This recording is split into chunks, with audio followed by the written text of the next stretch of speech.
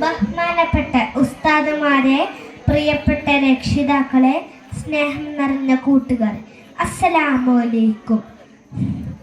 നമ്മുടെ പ്രവാചകനായ മുത്തു മുഹമ്മദ് മുസ്തഫ സല്ലല്ലാഹു അലൈഹി വസല്ലം തങ്ങൾ ഒരു ദിവസം ഒരു സഹാബീൻ്റെ വീട്ടിൽ പോയിരുന്നു.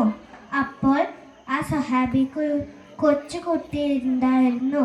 ആ കുട്ടീനെ കണ്ടതും നമ്മുടെ പ്രവാചകനായ മുത്തു മുഹമ്മദ് മുസ്തഫ സല്ലല്ലാഹു അലൈഹി വസല്ലം തങ്ങൾ കോരിയെടുത്ത് ഉമ്മ വെച്ചു.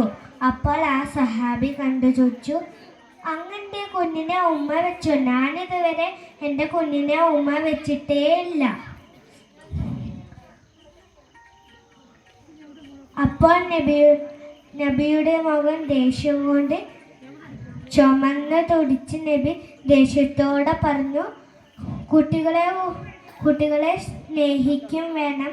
സ്നേഹിച്ചാൽ മാത്രം പോരാ, അത് പ്രകടിപ്പിക്കും വേണം. സമയം കിട്ടുമ്പോൾ കുട്ടികളുടെ കൂടെ കളിക്കും വേണം.